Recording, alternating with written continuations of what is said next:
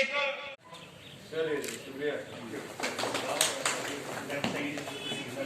अच्छा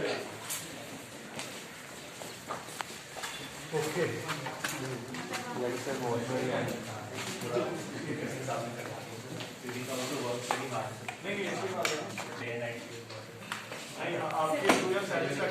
आज माननीय डीसी साहब के हाथों से आपको आवंटित की जाएगी, बाकी वाली जो है वो आसपास का आपको मिल जाएंगे। तो ये प्रोग्राम हम थोड़ा सा कट कर रहे हैं, चूंकि बहुत बड़ा डिस्ट्रिक्ट है और उस डिस्ट्रिक्ट की व्यवस्थाएं बहुत ज्यादा हैं, लेकिन फिर भी माननीय म्यूनसिपल कमेटी के चेयरमैन सैनी साहब, बीडीसी मेंबर, हमारे बीडीसी चेयरमैन साहब, मेरे साथी अफसरान, अरनिया म्यूनसिपल कमेटी के सभी काउंसलर्स जो हमारे साथ हैं, बहुत से मोजेस जिन्होंने बात की, हमारे सीनियर सिटीजन डॉक्टर साहब जिन्होंने काफ़ी जज्बात के साथ बहुत सारी चीज़ों के बारे में जानकारी दी जिनके बारे में शायद हमें पहले नहीं मालूम था, और बहुत सारे हमारे साथी जो कम वक्त में भी हमारे साथ जुड़े हैं, हमारे मीडिया के सभी साथी, सभी को आदाब, नमस्कार। सबसे पहले तो अरनिया के सभी लोगों को मुबारकबाद देना चाहूँगा। मैं समझता हूँ कि हमारे अलावा आप सब लोग मुबारकबाद के हकदार हैं कि काफ़ी अरसे के बाद जो हमारी रेवेन्यू बिल्डिंग है वो कंप्लीट हुई है, क्योंकि कोई भी सरकारी दफ्तर हो जब वो रेंटेड अकोमोडेशन पे फंक्शन करता है, खास करके जो हमारे पिविटल ऑफिसेज हैं जैसे रेवेन्यू है या रूरल डेवलपमेंट है, तो वो अगर रेंटेड अकोमोडेशन से काम करे तो मैं समझता हूँ इफेक्टिवनेस उस तरीके की नहीं रहती है। तो हमारी कोशिश थी, मैं तकरीबन 6 या 7 महीने पहले यहाँ आया था, तो बिल्डिंग जब मैंने देखी तो बहुत सारे हमारे साथी मिले थे, तो जिन्होंने कहा कि ये एक इम्पोर्टेंट टास्क है जिसको पहले तुरंत करने की जरूरत है, और खास करके बॉर्डर इलाके के लिए, क्योंकि बॉर्डर इलाकों की मुश्किलों का शायद अंदाजा बॉर्डर पे आके ही लगाया जा सकता है। दफ्तरों में बैठ के बात करनी आसान रहती है, बट यहाँ आकर ज्यादा बेहतर समझ आती है कि किस तरह की मुश्किलात लोग फेस करते हैं। उसके बाद बहुत सारे हमारे साथियों ने क्रॉप लॉस की और रिलीफ की बात की कि शायद रिलीफ जो है टाइम पर नहीं मिल पाता है, वो भी एक परेशानी थी। हमारी सरपंच साहिबा हमारे साथ हैं, तो इन्होंने भी जब दौरा किया था मैंने, तो उस टाइम इन्होंने भी जाहिर किया था कि बहुत सारे ऐसे हमारे इलाके हैं, बहुत सारे हमारे किसान हैं बॉर्डर पे जो छूट जाते हैं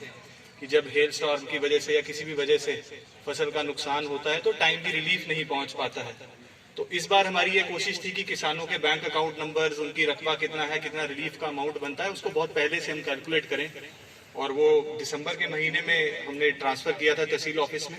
उसके बाद अब तहसीलदार की अदला बदली में थोड़ा वक्त लगता है, फिर नए तहसीलदार ने ज्वाइन किया है, तो मैं समझता हूँ आज के टाइम पे जो मेरी इन्फॉर्मेशन है कि 80% से ज्यादा लोगों को उनके बैंक खातों में जो है मुआवजा दिया जा चुका है। उसके अलावा भी जो लोग बचे हैं तो अभी भी हमारे पास रिलीफ अमाउंट अवेलेबल है। ऐसा नहीं है कि अगर कोई छूट गया है तो उसको छोड़ दिया जाएगा, पर फिर भी आज एसडीएम साहब यहीं पर रहेंगे तो आप उनके साथ भी बात कर सकते हैं, मुखातिब होंगे। कोई भी ऐसे इश्यूज हैं आपके रिलीफ को लेकर के तो उसको बिल्कुल क्लियर करेंगे हम आने वाले अगले 10 दिनों में। और अगर एडिशनल अमाउंट की भी जरूरत पड़ती है, अगर किसी को लगता है कुछ अभी भी लोग छूट गए हैं उस फहरिस्त में, मैं समझता नहीं हूँ कि 5 महीने बाद कोई लोग छूटने चाहिए, बट फिर भी अगर कुछ ऐसे 2, 4, 5 लोग हैं तो मैं रिक्वेस्ट करूंगा हमारे पीआरआईज मेंबर से कि वो तस्दीक करके हमें वो लिस्टें दें कि ये कुछ जेन्युइन लोग हैं जो छूट गए हैं 5-7, 2-4%। हमेशा ऐसा सरकारी कागजों कार्रवाइयों में रहता है, कुछ लोग जेन्युइन छूट सकते हैं, तो उनकी आप लिस्ट जरूर दें ताकि उनको भी हम आज इसके बाद कवर करें, ताकि रिलीफ का कोई भी जो है इशू किसी के मन में ना रहे। एक बड़ी अच्छी बात डॉक्टर साहब ने भी कही और बाकी साथियों ने भी कही स्टेडियम के बारे में कि भाई स्टेडियम एक इम्पॉर्टेंट एसेट है हमारे लिए, और ऑनरेबल एलजी साहब भी आप लोग देखते होंगे हमेशा स्पोर्ट्स एक्टिविटीज और यूथ की अक्सर बात करते हैं और स्टेडियम्स की बात करते हैं। तो मैं चाहूंगा और मैं एक रिक्वेस्ट एक छोटी सी आपके जरिए भी करना चाहूंगा कि हमारे पीआरआईज के पास भी बहुत सारे फंड्स इस बार डिवॉल्व किए जा रहे हैं, इनफैक्ट पिछले साल से किए जा रहे हैं और अगले साल भी वही सिलसिला बरकरार रहेगा। हर पंचायत के पास तकरीबन 20-23 लाख रुपए की रकम डिस्ट्रिक्ट प्लान के अंदर रहती है, हर एक ब्लॉक के पास तकरीबन 25 लाख की रकम रहती है। इसी तरीके से डिस्ट्रिक्ट डेवलपमेंट काउंसिल के पास भी 10 करोड़ की रकम फॉर द एंटायर जिले के लिए रहती है। तो इस तरीके के बहुत सारे फंड्स जो हैं वो पंचायतों के पास, ब्लॉक्स के पास भी इन एडिशन टू नरेगा और जो दूसरे फंड्स आ रहे थे नरेगा के तहत या पीएम आवास के तहत, 14 फाइनेंस कमीशन के तहत, वो फंड्स तो आ ही रहे हैं। उसके अलावा ये डिस्ट्रिक्ट प्लान के जरिए भी फंड्स दिए जा रहे हैं और उनके ऊपर खास एक फोकस किया जा रहा है कि हम कोशिश करें हेल्थ केयर फैसिलिटीज को बेहतर करने की, एजुकेशन फैसिलिटीज को बेहतर करने की, स्पोर्ट्स फैसिलिटीज को बेहतरीन करने की। तो मैं रिक्वेस्ट करूंगा कि जो हमारे कंसर्न पीआरआईज हैं वो इसके ऊपर थोड़ा काम करें और इस साल का प्लान जो हमने अब मार्च में कंप्लीट करना है उसके अंदर इन सारी फैसिलिटीज को ऐड ऑन करें। लेकिन अगर एडिशनल फंड्स की कहीं जरूरत पड़ती है डिस्ट्रिक्ट प्लान से जो जिसके अंदर हम आपकी मदद कर सकते हैं उसके लिए हम हमेशा तैयार रहेंगे। तो आप एक अपना प्लान फॉर्मुलेट करें। एडिशनल फंड्स की अगर आपको जरूरत पड़े जरूर हमें अप्रोच करें, हम उसको एडिशनली सप्लीमेंट करेंगे और कोशिश करेंगे कि उस स्टेडियम को हम जल्द से जल्द जिस तरीके से आपकी ख्वाहिश है, खास करके हमारे यूथ की ख्वाहिश है, ताकि वो ड्रग्स और दूसरी समस्याओं से जो जूझ रहे हैं उनको हम डाइवर्ट करें इन एक्टिविटीज के लिए। मुझे बताया जा रहा है कि एसडीएम साहब ने बताया कि हमारा जो सीडाइट सेंटर है वो शायद उसी स्टेडियम में काम कर रहा है जहां 70 बच्चों के बैच को हम ट्रेन कर रहे हैं। और हमारे 2 बैचेस, ये भी पिछले साल हमारी कोशिश थी, जब मैं बॉर्डर इलाके में आया था तो लोगों ने ये डिमांड एक रखी थी कि हमारे यूथ की पॉजिटिव एंगेजमेंट के लिए कोई प्रोग्राम, कोई एक्टिविटीज होनी चाहिए। तो हमारे 2 बैचेस तकरीबन इस साल कंप्लीट हुए हैं अरनिया में और इस साल भी मेरी ये कोशिश रहेगी कि उसी तरीके से इस साल 2 की बजाय हम 3 बैचेस पूरा साल चलाएं और लड़कियों के बैचेस भी, जैसे हमने पिछली बार पहली बार शुरू किए थे, तो वो लड़कियों के बैचेस भी इस साल फिर कंटिन्यू करेंगे, ताकि ना केवल पुलिस और आर्म्ड फोर्सेज या बीएसएफ की रिक्रूटमेंट में बच्चों को फायदा मिले, लेकिन किसी भी तरीके की सरकारी रिक्रूटमेंट हो या प्राइवेट ऑर्गेनाइजेशंस में भी रिक्रूटमेंट हो, हमारी कोशिश रहेगी कि उनको भी हम उसी तरीके से इक्विप करें ताकि वो जल्द से जल्द अपने पैरों पर खड़े हो सकें। रेवेन्यू डिपार्टमेंट की कुछ लोगों ने बात की है, उसके ऊपर 2 बातें कहना चाहूंगा कि पिछले 1 साल से डिजिटाइजेशन का प्रोग्राम जो है वो जम्मू जिले में बड़ी तेजी से चल रहा है। इनफैक्ट यूटी के पूरे 20 जिलों में सिर्फ 2 ही जिलों को चिन्हित किया गया था, जम्मू और श्रीनगर, जिनको रिकॉर्ड्स को जल्द से जल्द डिजिटाइज किया जा सके ताकि लोगों को